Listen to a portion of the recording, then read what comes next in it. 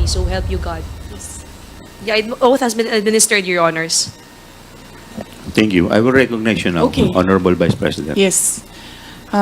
Mr. Chair, the position of Undersecretary and Assistant Secretaries and other appointed positions are positions of trust and confidence by the appointing authority. The resignation letters of the USECs and the ASECs of DepEd were accepted by the appointing authority. And who is that? Mr. Chair. The President of the Republic of the Philippines. Yes. It is not the Secretary of the Department of Education. So you ask the President of the Republic of the Philippines why he accepted the resignation of the USECs and the ASECs.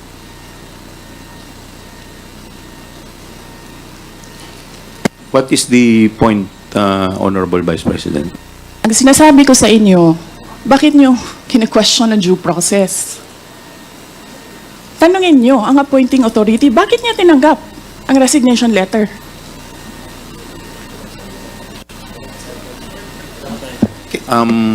Madam Vice President, Yes, sir. we will, wala pa po tayo dun sa usapin na yun. Sa anong usapin, Later sir? later po sa binabanggit po ninyo. Sa anong Wala pa po tayo sa period of interpellation. Bubuksan ko pa lamang po ang period of interpellation. Yes, sir. Nandun na kayo sa topic. Hindi po tayo nag-i-interpellation ngayon. Madam Vice President, nag-uusap po muna ang mga miyembro. Yes, so, sir. please do respect. Yung Yes, mga, I am very respectful. I am dovetailing from Congressman Marcoleta. The appointing authority is the President of the Republic of the Philippines. Why are you questioning due process in a discussion of resignation of USECs and ASECs? Wala pa pong nagtatanong about that, Madam Vice President. Sir, kinontempt nyo Madam- na, sir, dinetain nyo na yung tao for due process. Madam Vice President, Sir, nasa loob ng detention ang tao because you questioned due process. Asaan ang explanation ng due process ninyo doon? Nasaan? Madam Vice Tinanong President, kita kanina. I'm sorry, sir. Tinanong kita kanina, sino ang appointing authority? USEC ng ASEC. Anong sagot mo? Secretary. Hindi mo pa po- alam. Hindi pa po ako nagsumasagot. Hindi mo. Nakita kita, sumagot. Camera.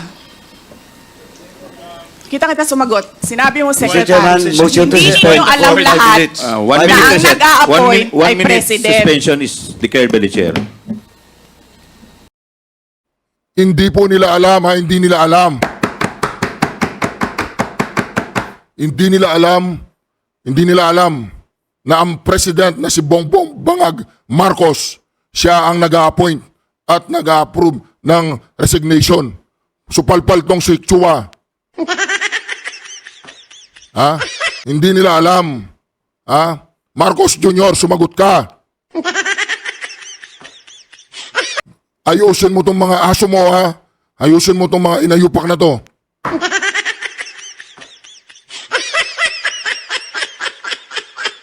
Marcos Jr., sumagot ka. Ha? Hindi malinis ang pagtatrabaho ninyo. Wala silang masagot.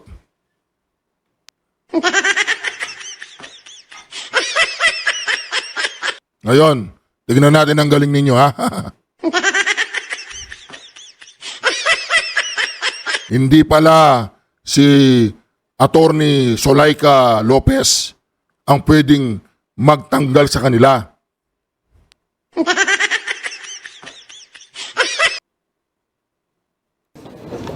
Yes. Sir.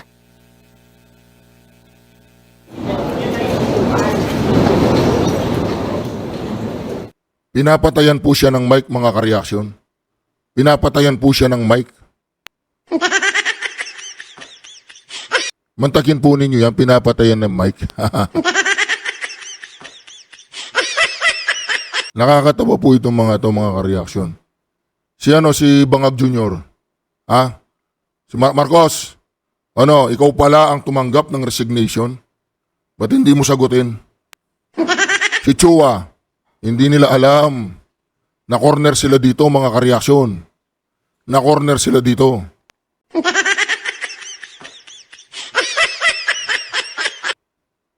Na corner po sila dito, mga kareaksyon. Chua, sumagot ka. Ha? Due process, due process. Ngayon pala, ang tumatanggap ng mga resignation ay si Marcos Jr.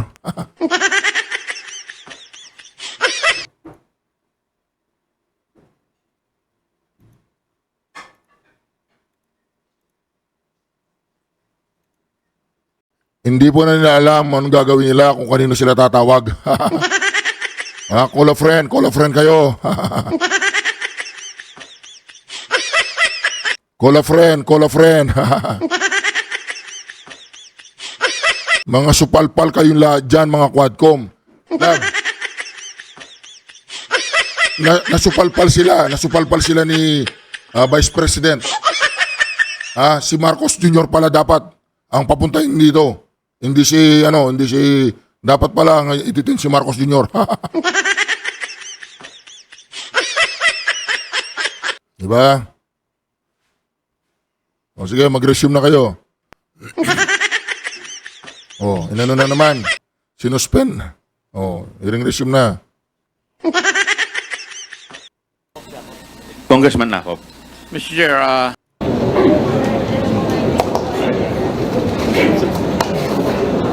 Yan po ha. Tingnan po natin dito kung ano masasagot nila. Magtatanong po dito si Madam Sara Duterte.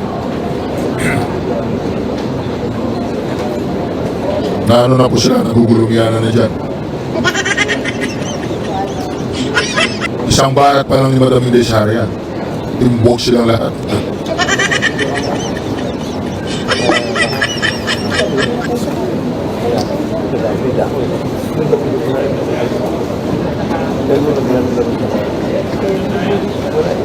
Committee hearing resumes.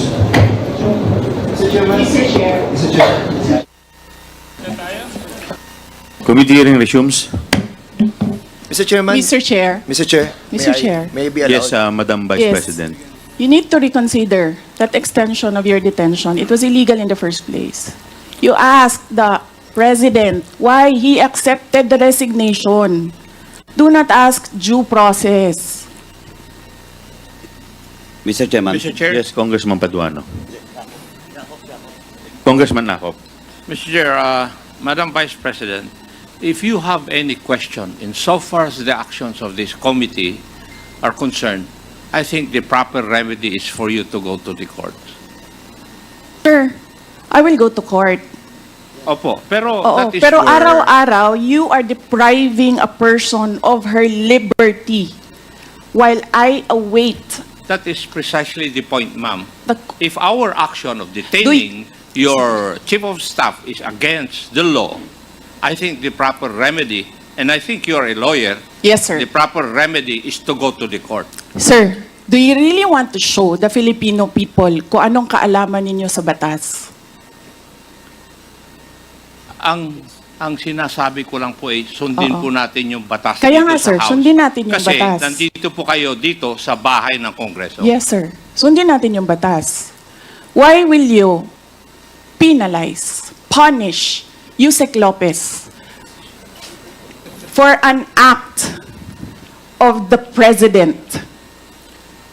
Madam Vice President, that is the decision of the committee as a whole. Sana po respetuhin po ninyo.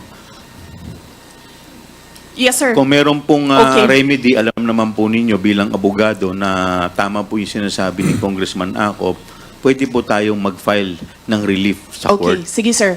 Tinutulungan ko lang kayo, sir, kasi napapahiya ang Pilipinas. Ganito ba ang House of Representatives? Tinutulungan ko lang kayo. Maraming salamat po, Madam Vice President. With all due respect, Yes, Mr. Chair, Congressman Mr. Chair, I move that we Deputy strike Speaker out. Yeah, I move that we Suarez. strike out that last comment said about the House of Representatives. I don't think that is warranted. Neither is it fair to make statements such as that. So move, Mr. Chair. Second.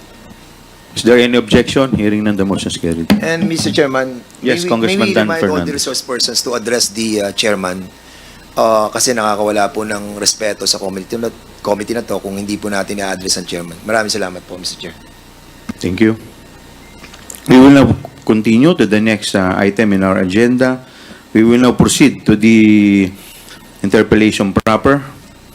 The first to interpolate is the Honorable Congressman Acop. Salamat po, Chairman. Thank you. The Honorable Franz Castro is recognized. Sir, this Yes. is something that has to do with the rights Congressman of the liberty Marcoleta. people.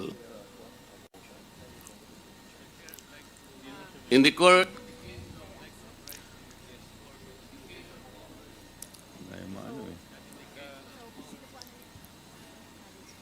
Congressman Marcoleta, let us, the chair recognizes Congresswoman may I Castro. ask, Mr. Please Chair- proceed, Congresswoman Castro. Mr. Chair, may I ask the action of the committee first on my motion, Mr. Chair, before we entertain? We will rule on the Okay, motion first. okay. Is there any second to the motion? Mr. Chair, may I be recognized? Please? Duly seconded.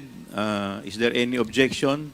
Mr. Chair, Hearing none, the motion is I was carried. recognized Mr. Chair. earlier before any action may be taken by the court, by the chair. Why is it that I am not allowed to speak? Congressman Marcoleta, there is a pending motion. We just acted Yes, on the but pending before motion that first. motion can be taken up, because this is about the liberty of an individual. May I be heard? Yes, you will be heard, Congressman Marcoleta, but we just acted on the motion. Now, Congresswoman Castro, please, could you please answer the query of Congressman Marcoleta?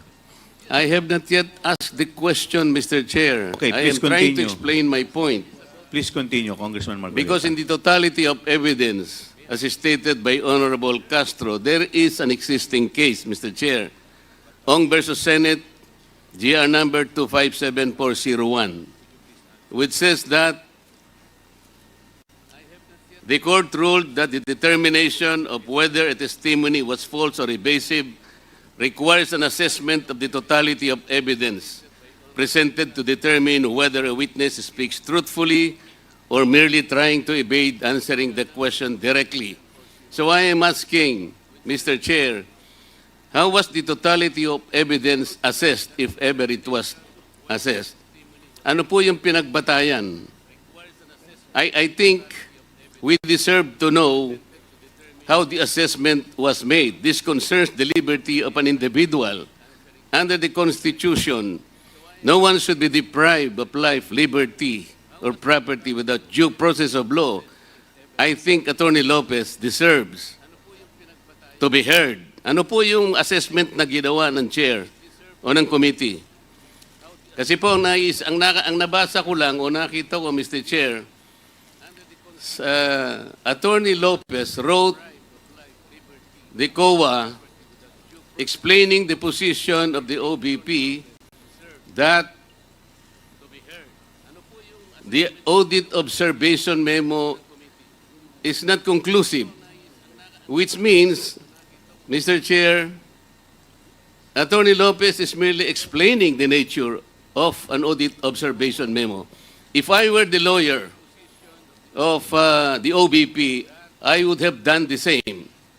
Because I think the very nature of the AOM, it is not final and executory. Why would the COA abdicate its mandate of auditing the transaction or the funds utilization of the OBP? Why would the committee, Mr. Chair, arrogate upon itself the very mandate and responsibility of the Commission on Audit? Article 9D, Section 2, Paragraph 1 of the 1987 Constitution, Mr. Chair, I will read.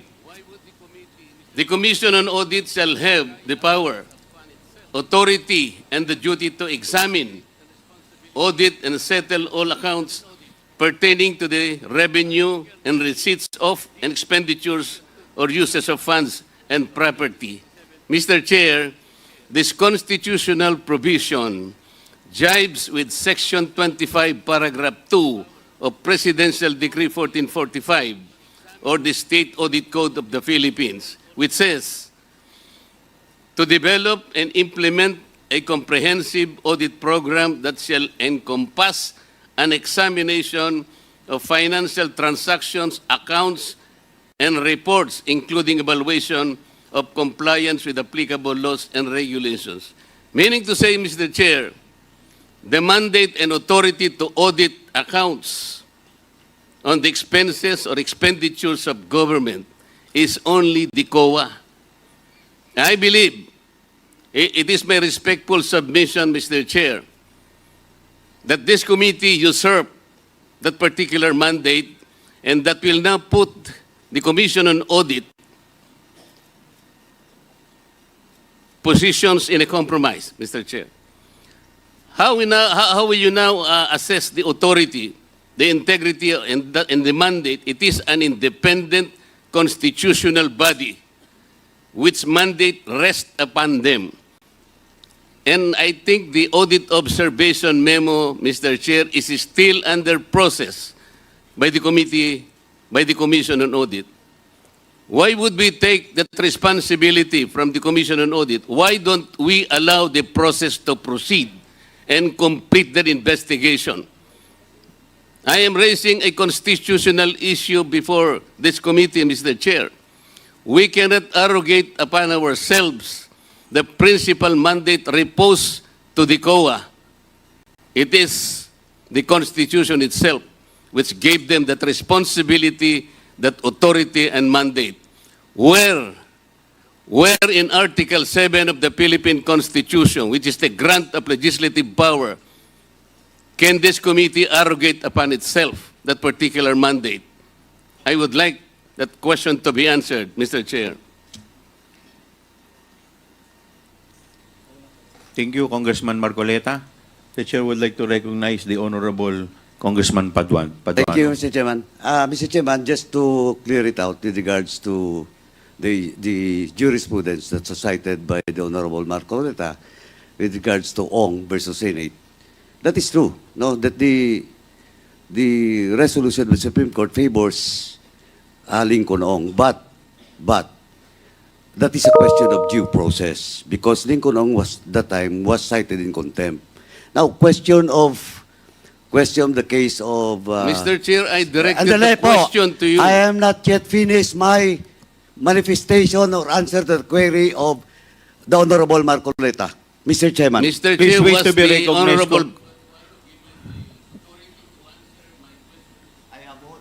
Congressman Marcoleta, Mr. wait to Chairman. be recognized. Mr. Chairman, I have all Mr. the right. Chair, Paduano, you the have this. question was addressed to...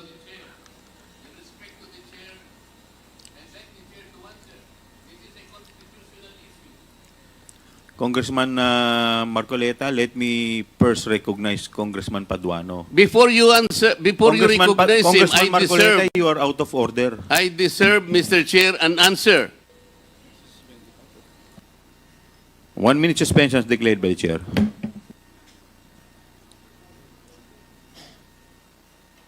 Bakit sa'yo?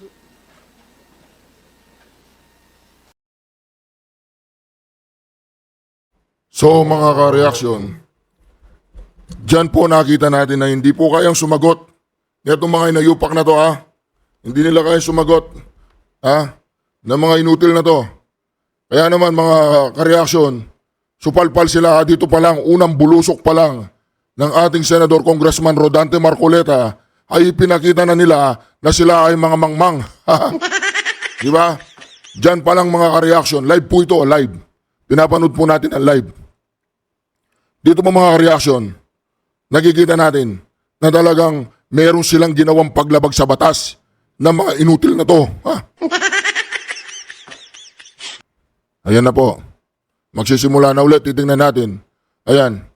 Yung mga yan, makikita po natin mamaya. Yan hindi po kayang sagutin ni Chua. Ngayon nag-uusap-usap sila. Talagang aararuin na sila ngayon ni Senator Congressman Rodante Marcoleta. Nakita po natin, ipinaliwanag ni Senador Congressman Rodante Marcoleta na wala silang karapatan, walang due process na nangyari kung bakit dinetain itong si Attorney Zulaika Lopez. Kaya mga ka-reaction, nandito ang ating Senador Congressman Rodante Marcoleta to save the day. Mga inayupa kayo, mga taong hindi ko maintindihan, sumagot ka, Chihuahua, isa ka bang aso? Tanong lang. Aso ka ba ni Tambaluslos? Sumagot ka, Chihuahua. O, di ba? O. Wala. Sige, magpaliwanag kayo dyan sa isang legendary na yan. Hoy, Don Gonzales, ano? May laman ba utak mo? Ba't hindi ka sumagot? Di ba ikaw yung pinakamataas dyan? Akala ninyo, araw-araw, Pasko sa inyo. Mga walang laman ng utak.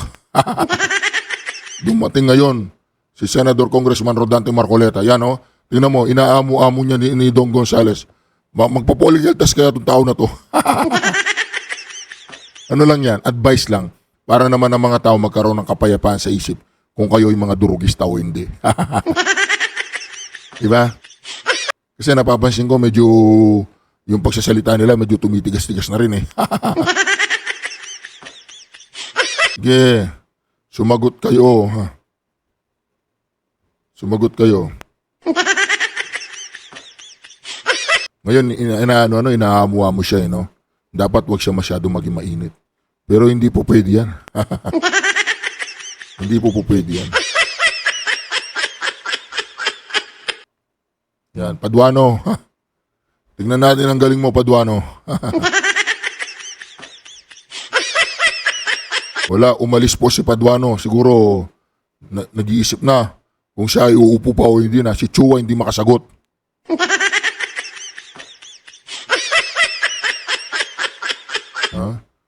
Sige, tignan nyo nag-recognize na naman po sila. Nag-recognize sila kasi nag-recognize po sila eh. Deputy Majority Leader Jude A. Asidre from Tingog Party List. Tanggalin muna natin. Sa kasalukuyan po, si Senador Congressman Rodante Marcoleta ay talagang magsimula na. Dito makikita po natin na itong mga quackcom na to, mga huwadcom.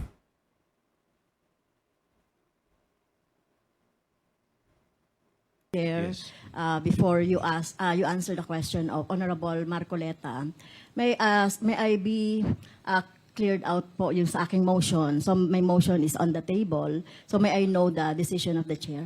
Tapos na po. Na-declare na So, nakapag-act na po ang chair. Okay, so wala na po tayong ano doon. Wala na po. Okay. There is no pending motion. Okay, thank you, Mr. Chair. Yes. To answer the question of the Honorable Mayor. Okay, so wala na po tayong ano doon. Wala na po. Okay. There is no pending motion. Okay, thank you, Mr. Chair. Yes. To answer the question of the Honorable Marcoleta with respect to the totality of acts of Attorney Lopez, the chair already explained it clearly in my opening remarks. And I will repeat, Congressman Marcoleta.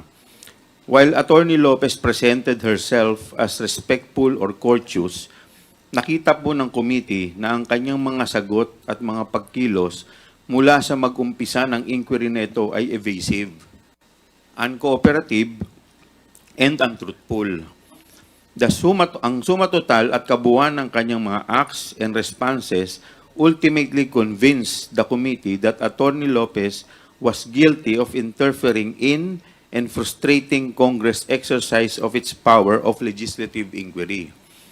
Halimbawa, isolated incident lang daw ang kanyang pagtanggal kay Yusek Gloria Mercado sa DepEd, subalit napaamin rin siya kalaunan na may mga iba pa siyang mga tinatanggal na opisyal sa DepEd kahit na hindi siya opisyal nito. Paulit-ulit din pong sinabi ni Attorney Lopez na wala siyang alam sa utilization ng Confi Fund ng OBP. Paulit-ulit ito na sagot, subalit may mga dokumento at ebidensya kagaya na lamang ng mga sulat sa COA at testimonya mismo ng iba pa nitong resource persons na nagtuturo kay Attorney Lopez bilang involved, hindi lang sa pag-request ng Confi Fund, kundi pati na rin sa utilization at liquidation nito. Inamin ni Atty. Lopez na sila ng kanyang assistant COS na si Limuel Ortonio ang nakalagda sa sulat sa COA patungo sa liquidation ng confidential funds. Inamin niya rin na nag-issue siya ng isa pang sulat na tinatangkang pigilan ng COA sa pag-comply sa isang subpoena mula sa kongresong ito. Ilang beses rin po nakatanggap ang komite ng mga iba pang sulat mula kay Atty. Lopez na tumatangging humarap sa komite on the basis of the same grounds na kanyang inilahad sa sulat ng COA. Kung titignan po ang totality of Atty. Lopez acts, malinaw na mayroong clear, persistent, and willful attempt to interfere, frustrate, and defeat the inquiry undertaken by the committee. At dahil dito ay nahatulan siya ng contempt under Section 11F of our Rules of Procedure governing inquiries in aid of legislation. During the course of the hearing, Atty. Lopez was asked, tinanong po siya, kung sila po ay nagsampa ng kaso dito po sa Supreme Court, dito po sa request ng Kamara para humingi po ng mga dokumento at sinabi po niya ay hindi. Ang act po ng Congress, ito po ay nadesisyonan na noong nakaraang committee hearing at kung meron man pong question sa constitutionality na ginagawa po ng Kamara, at any time po pwede po tayong mag-question sa Supreme Court via petition for certiorari. Maraming salamat po, Congressman Marcoleta. Mr. Chair, yun nga po yung tinatanong ko sa inyo kanina kung paano ginanap yung assessment ng totality of evidence. Sapagkat kung napansin po ninyo, isinama po yung di umano ay pagtatanggal ng ibang kawani ng DepEd na wala yatang ang pagkakatingin ko po sa mga minutes ay wala pong due process na pinagtatanggal po sila. Isa po yun yata sa ebidensya na ipinasok ninyo sa totality. Tama po ba? Isa lamang po yun sa mga napag-usapan po. Gusto ko lamang pong puntuhan Tama yun po. sapagkat ako po bilang isa, tinanggal po ako sa lahat ng aking committee. Hindi ko man lang po alam kung ano yung kasalanan ko. I was not even informed. The first element of due process is notice. I was not notified. What did I do wrong? Wala po. Pero pinagtatanggal po ako, tinanggap ko naman eh. Pero wala pong due process. Yung po ang gusto kong ipaintindi rin. Pati nga po yung membership ko sa Commission on Appointments na wala namang kinalaman dito sa gawain natin sa Kongreso, tinanggal din po ako ron. Meron po bang due process?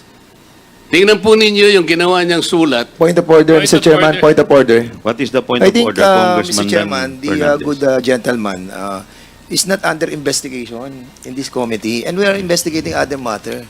If you wanted to be investigating Mr. that Chair, matter, I think, I Mr. still, Chairman, I this is not still the have right the point. floor, of order Mr. is Chair. proper. I still have the floor, Mr. What is the Marcoleta. point of I'm still- order? the point Congressman of Marcoleta, order. please wait to be suspend, Mr. recognized. Chair. 1 minute Pwede suspension po is bang declared by the pigilan chair. ng isang nagsasalita?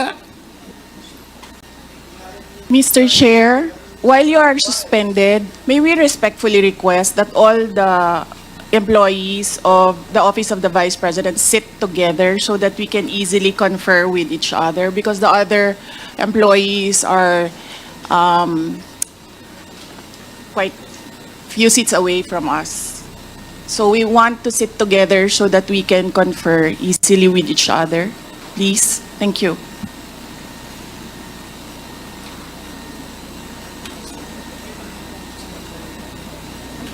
The point of order, that's the second highest motion.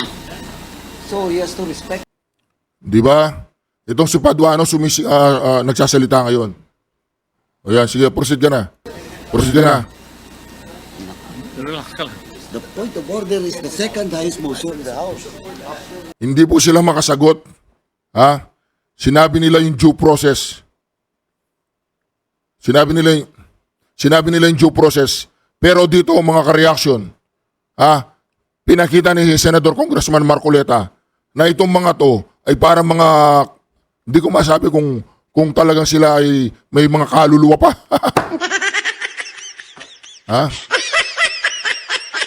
Mantagin po ninyo yan, ginagawa nilang yan. In-explain lang ni Senador Congressman Marcoleta nung siya ay pinagtatanggal, walang due process. Ha? Ginagawa lang niyang halimbawa para ipamuka sa mga to na sila ay talagang binenta na yata nilang kanilang kaluluwa. Ha?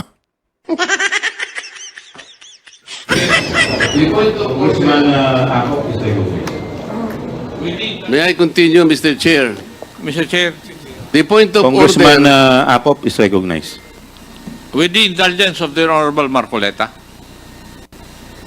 Mr. Chair, I think we might as well agree to disagree with one another here bago po tayo magpatuloy. Di po ba? Yes, I agree, Congressman Acop. So, we follow our rules. The Honorable Marcoleta is a member of this Congress, so he knows the rules and he is obligated to follow the rules. Otherwise, he'll be declared out of order and be taken out of this room. So, for all of us, members of Congress, let's follow the House rules. That's why they are there, for orderly proceedings. Thank you, Mr. Chair. Thank you, Congressman Acop. We will now proceed to the next item in our agenda. Wala na po Mr. tayong... Chair, respectfully, may I say something? Yes, Honorable. Mr. Chair, Yes. Honorable Vice Mr. Chair. President, before I recognize you, would you like to take your oath? yeah. I Mr. will only Chair. recognize you if you will take your oath. Okay, Okay. let's do this. Please administer the oath of the Honorable Vice President. Your Honor, please raise your right hand. Do you swear to tell the truth, the whole truth, and